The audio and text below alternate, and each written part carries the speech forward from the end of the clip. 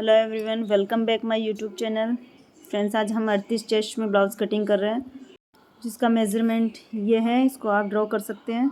इसके अकॉर्डिंग हम ब्लाउज़ की कटिंग करेंगे। सबसे पहले हमें बैक पार्ट की कटिंग करनी है। तो बैक पार्ट की हमें तैयार लेंथ चाहिए 14 इंच, इसलिए हमने 1 इंच बढ़ा के लिया है और 15 इंच हमने तैयार टोटल लेंथ ली है। 5.5 का हमने शोल्डर कटिंग करना है यहाँ से। उसी में से हमें नेक निकालनी है और 6 इंच में हमने लिया यहाँ पे आर्म होल का। तो आप भी इसी प्रकार से 6 इंच में आर्म होल का मार्किंग कीजिएगा। 38 चेस्ट में बना रहे हैं, तो उसको 38 को हमें 4 से डिवाइड करेंगे तो 9.5 इंच आता है। उसमें 2 इंच हम लूजिंग दे रहे हैं यहाँ पे। आप यहाँ पे 1.5 इंच भी रख सकते हैं अपने हिसाब से। इस तरीके से आपको एक बॉक्स बना लेना है इस प्रकार से। और नीचे से हमें वेस्ट की जो मार्किंग करनी है, वो वेस्ट हमने 8.5 34 इंच तैयार रखना है। तो 8.5 इंच प्लस 1 इंच हमने पीछे की जो टक्स भरी जाएगी उसके लिए, प्लस 2 इंच का लूजिंग, जो हमने चेस्ट में लूजिंग दिया था 2 इंच का, वही हमें वेस्ट में देना है। अब बैक की जो आर्म होल की जो गोलाई देंगे उसके लिए हमने 1.25 इंच लिया है और फ्रंट के लिए हमने यहाँ पे 1.25 इंच लिया है। तो इसकी जो परफेक्ट गोलाई निकालने के लिए आप इस प्रकार से, जितना हमारा आर्म होल लिया था 6 इंच का, उसका हाफ करेंगे 3 इंच, और उसके अकॉर्डिंग यहाँ से हमें बैक पार्ट की जो फिटिंग का जो मार्किंग है उससे मिला देना इसमें। और फ्रंट पार्ट के लिए हमें जो हाफ इंच अंदर से लिया है उसको हमें जो टोटल हमारा मार्जिन सही आ रहा है वहाँ तक हमें इसको इस प्रकार से गोलाई दे देनी है। टक्स के लिए जो हमारा फिटिंग है 8.5 इंच का, उसका हाफ करेंगे और 4 इंच लेंथ में इसकी टक्स में 1 इंच करेंगे, दोनों साइड से हाफ इंच करते हुए। इस प्रकार से हमें इसकी मार्किंग कर लेनी है। आप भी इसी प्रकार से कीजिएगा। इस तरीके से हमारी ये ड्राफ्ट हुए टक्स वगैरह सारी। अब हमें नेक के लिए हमने यहाँ पे 2.5 इंच रखा है और तैयार जो लेंथ रखनी है हमें यहाँ पे 10 इंच में रखना है। यहाँ पे आप 9.5 इंच या 9 इंच 8 इंच आप अपने हिसाब से यहाँ पे लेंथ में रख सकते हैं। नीचे से हमने यहाँ पे 3 इंच लिया है। नेक की जो गले की जो चौड़ाई है वो, ऊपर से हमने यहाँ पे 2.5 इंच लिया है।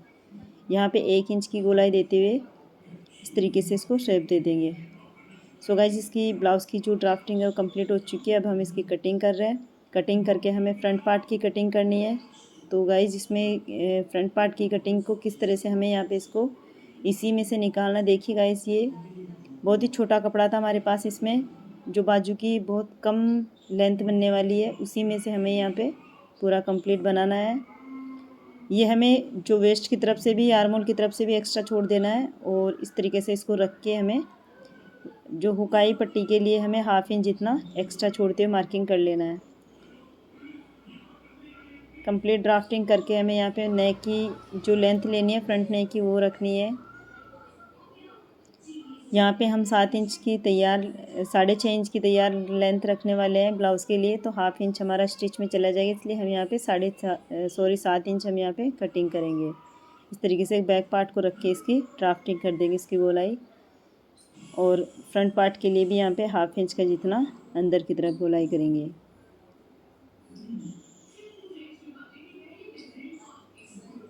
नीचे से हमने यहाँ पे हाफ इंच जितना एक्स्ट्रा लिया है, क्योंकि यहाँ पे जो टक्स भरी जाएगी उसके लिए हमें एक्स्ट्रा चाहिए।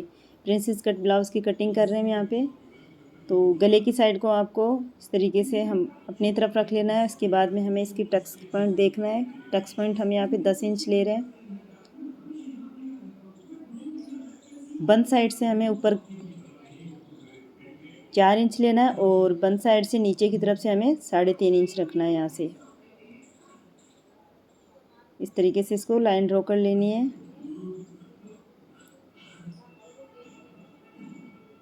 अब हमें इसकी शेप बनाने के लिए सबसे पहले हमें यहाँ पे 2 इंच की टक्स भरेंगे। तो 2 इंच चौड़ाई में और 2 इंच ऊपर से इस तरीके से हमें इसको मार्किंग कर लेना है, एक लाइन ड्रॉ कर देनी है। तो इसकी शेप प्रिंसेस की शेप देने के लिए सबसे पहले हमें आर्म होल का जो बॉक्स बनाना होता है वो बनाएंगे। और यहाँ से हमें इसकी इस तरीके से एक लाइन ड्रॉ कर देंगे। और ये हमने यहाँ पे प्रिंसेस कट ब्लाउज़ की शेप देते हुए इसको इस तरह से ड्रॉ कर देंगे। और अब हम इसकी कटिंग कर लेते हैं। उससे पहले हमें वेस्ट की तरफ से हाफ इंच ऊपर से मार्किंग करना है, ताकि यहाँ पे हमें वेस्ट की तरफ से हमें थोड़ा सा शॉर्ट रखना होता है। और इस पर इधर जो टक्स भरेंगे उसके अकॉर्डिंग हमें यहाँ पे हाफ इंच एक्स्ट्रा रखना है।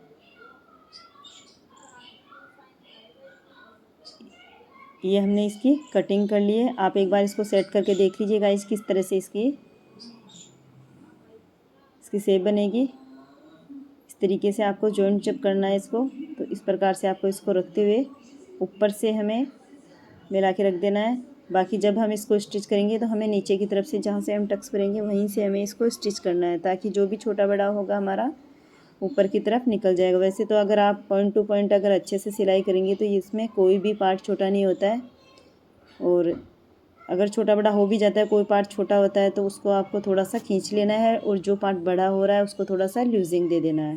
इस प्रकार से हमारे फ्रंट पार्ट और बैक पार्ट की कटिंग हो चुकी है। अब हमें इसकी आर्महोल बनानी है, स्लीव्स बनानी है। तो स्लीव्स की कटिंग कैसे करेंगे उसको हम एक नए मेथड से आपके सामने इसको आर्महोल की गोलाई देंगे। और ये हमने पेपर पे कटिंग किया हुआ है, आप देख सकते हैं इसमें दिख रहा है जो ये वाइट वाइट सा, ये हमने आर्महोल की शेप बनाने के लिए इसको यहाँ पे बनाया, पेपर पे कटिंग किया है। इसकी अगर आपको कटिंग देखना है कि इसको हमने किस तरह से गोलाई दी है, तो वो चीज़ आप हमें कमेंट करके बता सकते हैं, हम उसको भी शेयर करेंगे। तो आर्महोल हम यहाँ पे जो बाजू बनाएंगे वो छोटी है, तो छोटी बाजू में बना रहे हैं। यहाँ पे आप बड़ी साइज़ में भी बना सकते हैं। इस तरह से हम यहाँ पे 3.5 इंच में इसको कंप्लीट तैयार करेंगे, और इसको इस तरीके से इसको शेप में रखेंगे। इसको हमने मार्किंग कर रखा है कि ऊपर का भाग कौन सा है और नीचे का भाग कौन सा है, इसको इस प्रकार से ड्रॉ कर लेना है। बहुत इजी है इस तरीके से आर्महोल की कटिंग करना, गोलाई देना। फ्रंट पार्ट और बैक पार्ट दोनों की कटिंग इसी से हो जाएगी। हमें कोई भी नाप जोख नहीं लेना है, बस ओनली हमें यहाँ पे अपनी जितनी आर्महोल की जितनी साइज है उसके अकॉर्डिंग हमें इस पर मार्किंग कर लेना है। सो गाइज, आपको हमारा वीडियो कैसा लगा प्लीज़ हमें कमेंट करके बताइएगा।